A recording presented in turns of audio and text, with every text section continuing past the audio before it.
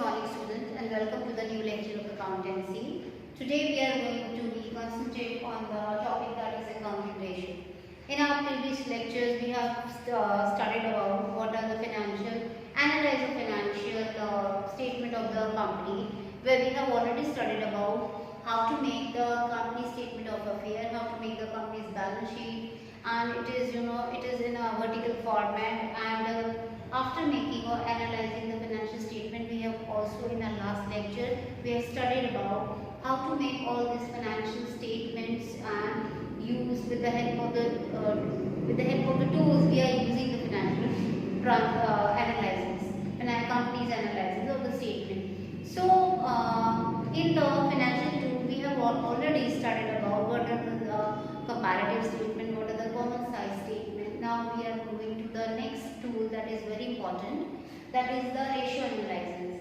What is the meaning of ratio analysis? It is actually the arithmetic expression of the two element, or you can say the two key factors in the particular form, that is called ratio analysis. So we can here with the help of this, you can say the meaning, or you can say that the ratio is an arithmetic expression of relationship between the two interdependent and related terms.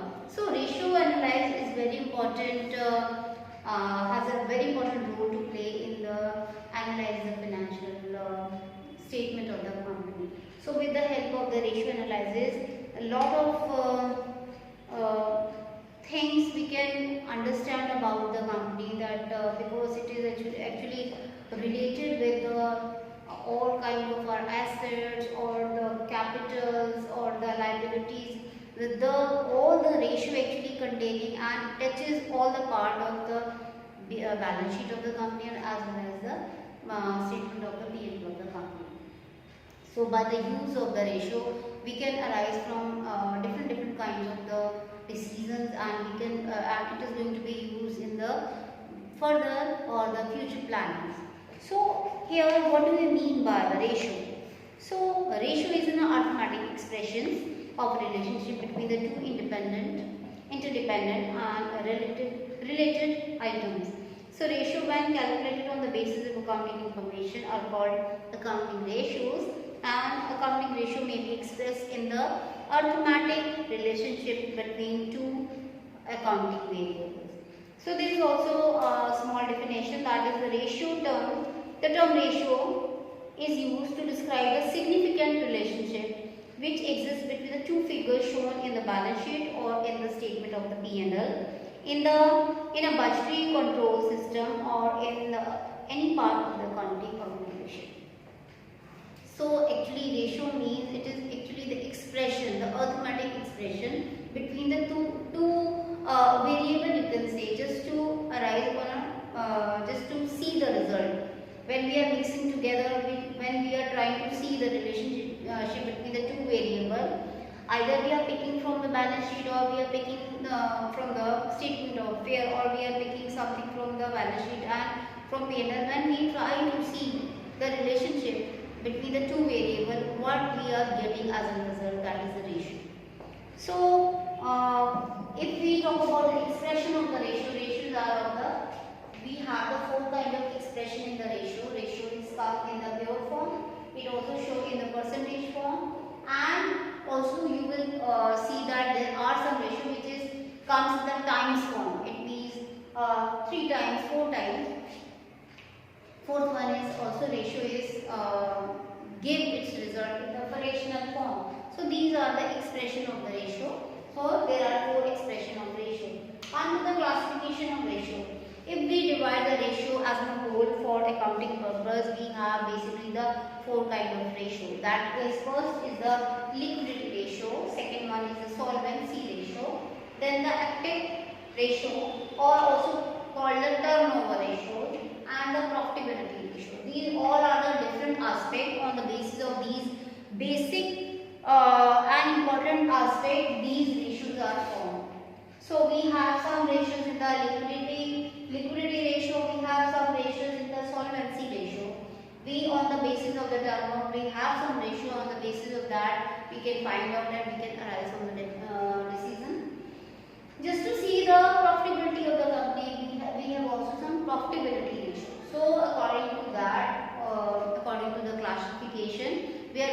study the four classified ratio, which is the solvency ratio, which is the liquidity ratio, then the solvency ratio, then comes the turnover ratio, and also that is the profitability ratio that we are going to be studying for our class 2 syllabus. So moving to the first ratio, that is your liquidity ratios. What is the meaning of the liquidity ratio? Before doing the sums or before understanding the formula of it, what is actually the liquidity means? So the liquidity of the business refer to the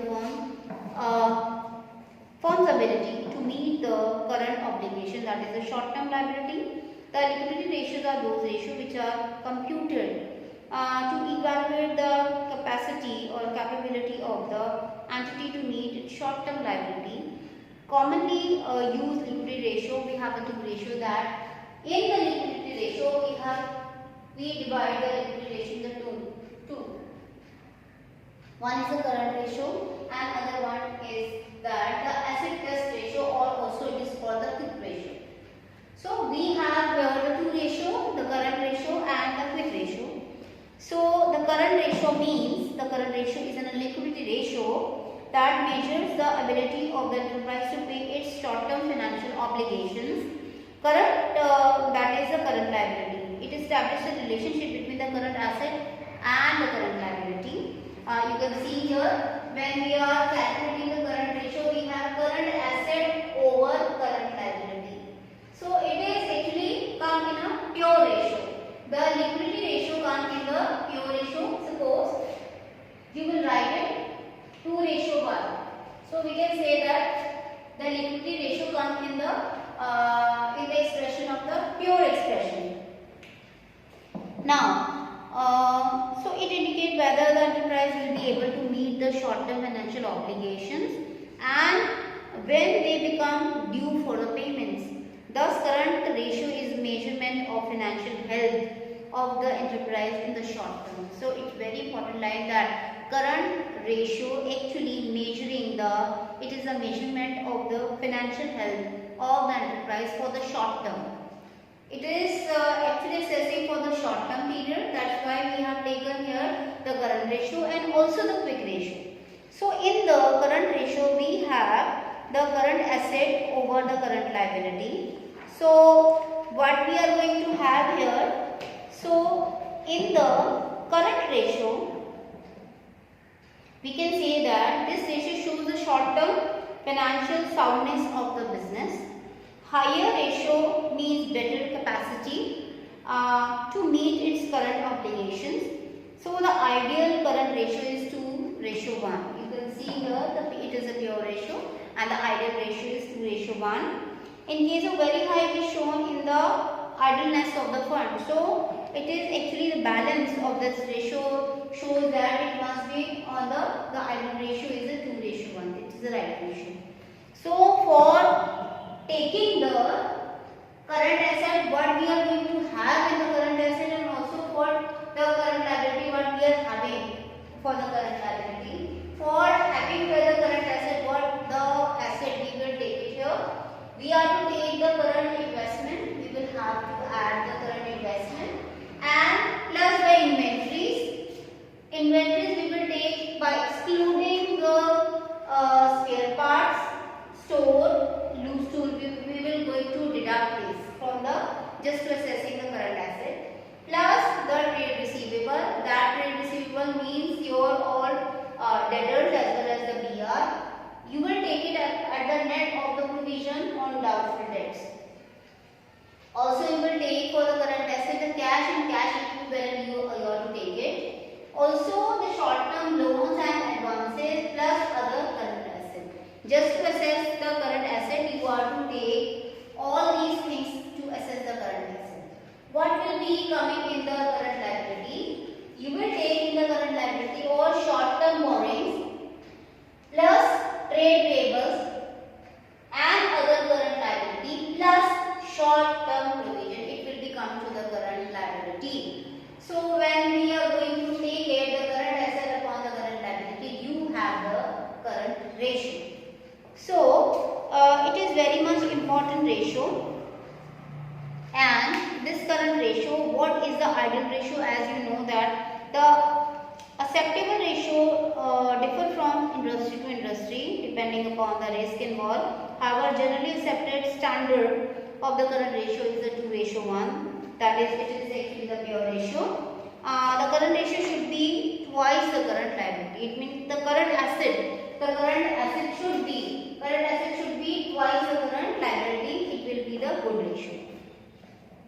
So, what is the objective of this ratio? The objective of calculating the current ratio is to assess the ability of the enterprise to meet its short-term financial obligations. That is the current liability. We can say it is a ratio computed to assess the short-term solvency of the enterprise as on the date when the current ratio is computed, and it shows the number of time current asset are of the current liability. So this is all about the current ratio. As you know that this is a pure ratio, what will come into the current asset and what is going to be coming the current liability. Moving to the asset test ratio, this is the second ratio of the liquidity ratio. We also call this is the quick ratio. For assessing the quick ratio, we have to just flip the quick ratio with the current asset. We have to take the current asset. That we have to take it quick asset, not the current asset, upon current liability. So it means you have to take the quick asset upon current liability. Current liability will be same as in the current to assess the current ratio. Here also you will take the current liability. In the same ratio you will take the current liability, but to assess the asset test ratio you have to take the quick asset. What are the quick assets? What you have to do is, you have to calculate the current asset. You have to take the current asset and you have to deduct from the current asset all the inventory, also the prepaid expenses. When you will deduct the also the prepaid expenses, you will have the current you will have a quick asset. With the help of the quick asset, you can calculate this quick ratio or asset test ratio, and it is also the pure ratio, and its yardstick is 1:1. This is the ideal ratio. So we can say that the liquid ratio or a quick ratio, or also it is called the asset test ratio. It is ratio is in a liquidity ratio which measures the ability of the enterprise to meet short-term financial obligations, that is current liability. It establishes the relation between the liquid asset and the current liability. So we can have the ideal ratio is 1:1. That is acceptable standard ratio, since for every rupee of current liability there is a rupee of the quick asset. So this is all. What is the objective of this ratio? The objective of computing the liquid ratio is to assess whether the enterprise would be able to meet its short-term financial obligation, that is current liability, if they arise on the date when liquid ratio is computed. So a part of current asset is not readily reasonable or reliable or convertible into the cash. Therefore, the current ratio does not indicate adequately the ability of enterprise to meet its current liability as and when they fall is due. So it is actually the indicator of the short-term debt paying capacity of the enterprises, and thus it is better indicator of liquidity. So comparison of the current ratio and liquid ratio indicate the degree of inventory held. So higher liquidity ratio compared to the current ratio may be indicate under stocking, while a low liquidity ratio indicate the overstocking. So this is your current ratio, and also this is your quick ratio. So in the liquidity ratio we have the two ratio. Now moving to the solvency ratio, we have here, as we explained that we have the liquidity ratio, we have solvency, that your turnover ratio and profitability. Next is your solvency ratio. Solvency ratio, basically you have the four kinds of solvency ratio, in which first is the debt to equity ratio, that you are also studied in your capital structure. Next is the total asset to the debt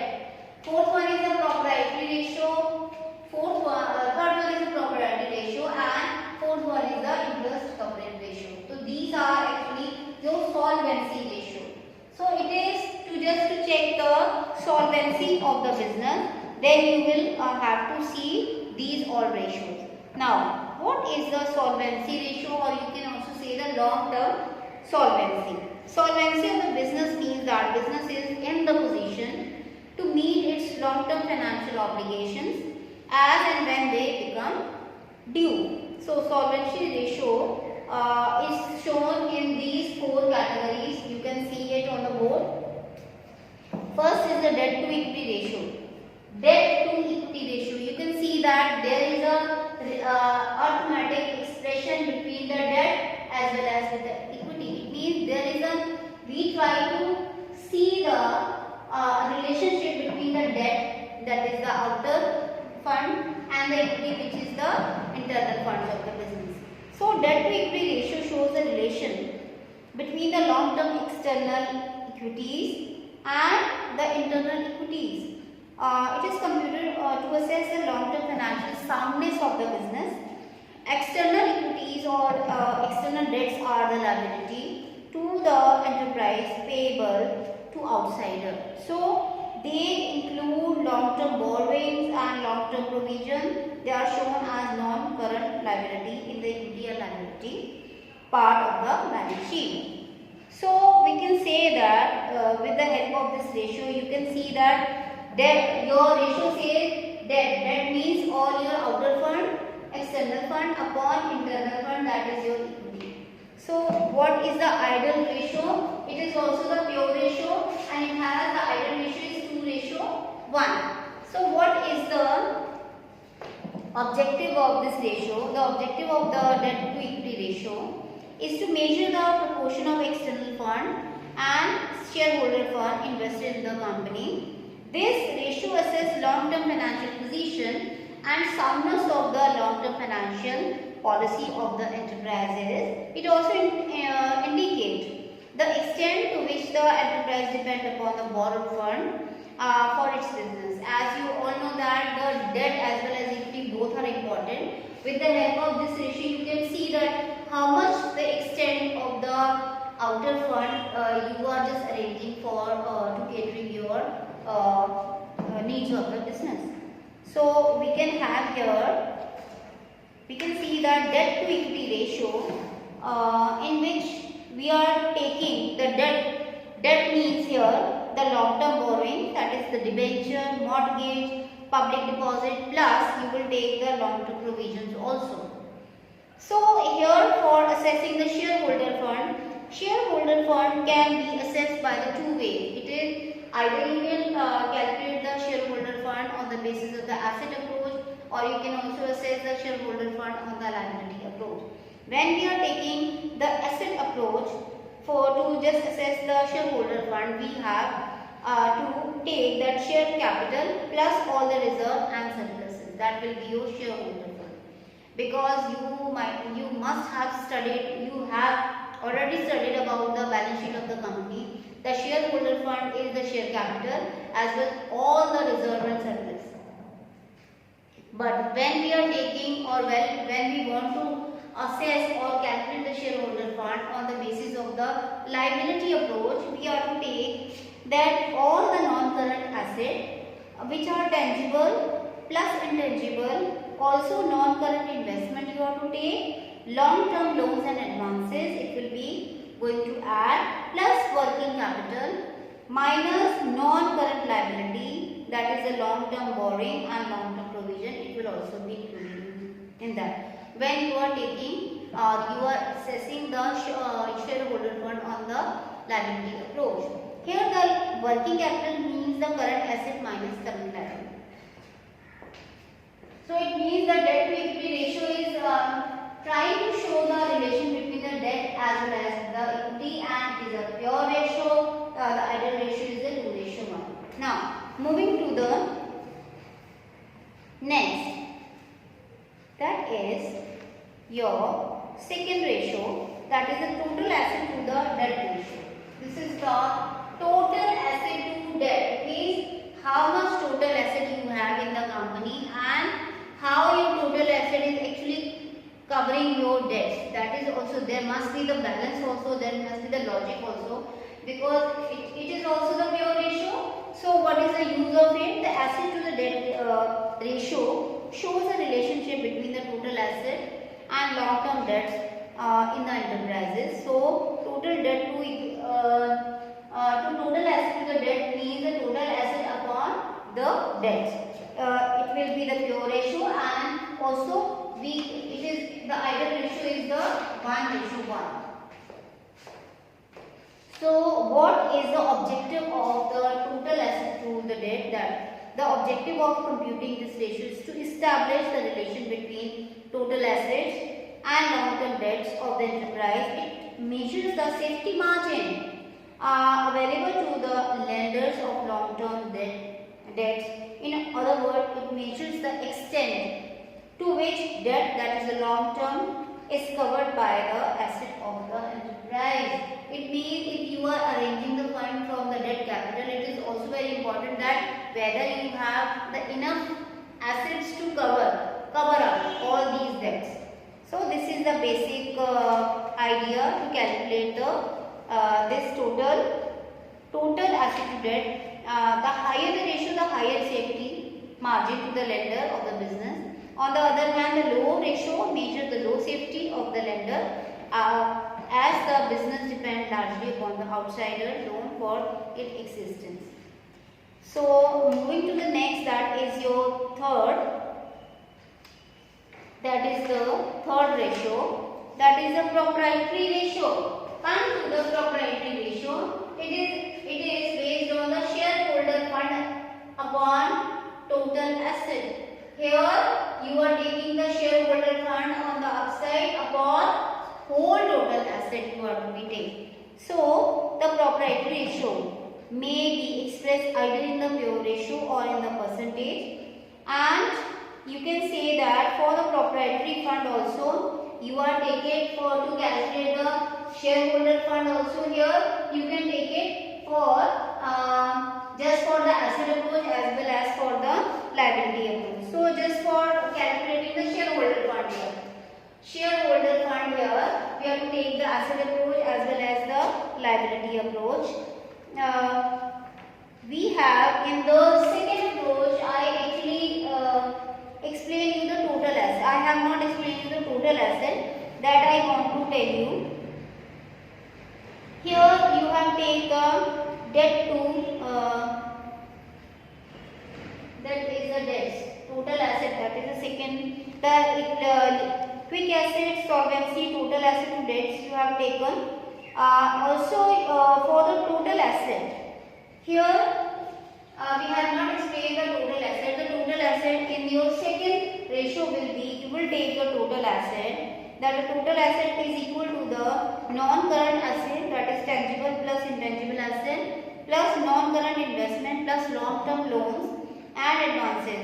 Also the current asset include the current investment plus inventories, including the store, spare and also the loose tool, plus trade receivables, cash and equivalents, short-term loans and advances and other current assets.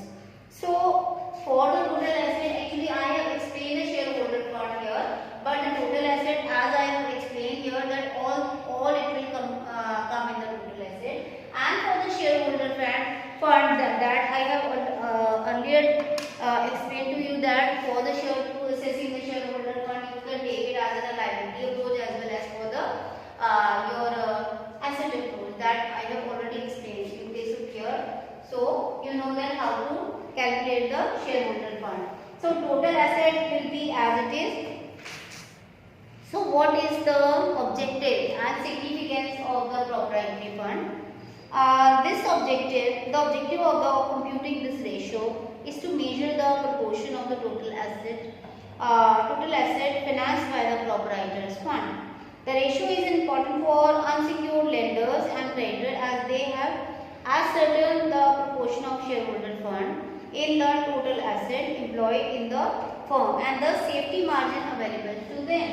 So next, that is the higher the ratio, adequate safety for lender and creditor, but the high ratio means improper mix of proprietary mix and loan fund, which result in the lower return of the investment. So this is your ratio, that is a proprietary ratio. Come to the interest coverage ratio. Now come to the interest coverage ratio. That interest coverage ratio establishes the relation between the net profit before interest and tax for the and also interest for the long term borrowings. Interest is a charge on the profit, therefore the net profit before interest and tax is taken to the calculations. Now see what is the objective of this ratio, and also this ratio actually comes in the times ratio. The ratio is very meaningful to the debenture holder and lender of the long term funds. The objective of calculating the ratio is to ascertain the amount of profit available to cover interest on long term debts. It means the high ratio is considered better for the lender, and it shows a higher margin of to meet the interest cost. Now, if we will take it as a total asset to debt that we have just done, it is actually your interest coverage ratio. Now see, interest coverage ratio, that is the profit before interest and tax upon interest on long term debt. So this ratio shows how many times the interest charges are covered by the profits available to pay interest. Higher the ratio, more secure the lender and in respect of payment of the interest regularly. So it means profit before tax. To calculate the profit before tax, you have to take the profit after tax plus tax, you have to add the tax, and also you have to add the interest. So this ratio is very much important. It actually gives you the view that if you are calculating this, and actually this is come in the time ratio, it means it is very beneficial for the debtors to the long term debt, your debtors who are debenture holder, you can say, from whom you have taken the loan. It is for the lenders, it is for the safety of the lenders, that they will higher the ratio, they will be more secure. Higher the times, how many times if it is giving you the result, it will be more beneficial for the money lender or the lenders from whom you have taken the loan. You have just arranged your loan. So this is all about your today. We have just studied and discussed the two ratios, which is very important, which is the liquidity ratio, which have the two kind of ratio, that is the current ratio as well as the quick ratio. In the solvency ratio, we have studied about the four ratios, that is the debt to equity, total asset to debt, then the proprietary ratio, and then the interest coverage ratio. So these all ratios are actually very much important to analyze. Then what we can do is, what is my profitability of the business, what is my position, what is my you can say the financial health, and with the arising the different kind of the result, you can also make the plan for the future. So these are very much important, being as an accountant, being as an for the company. So this is, I think, enough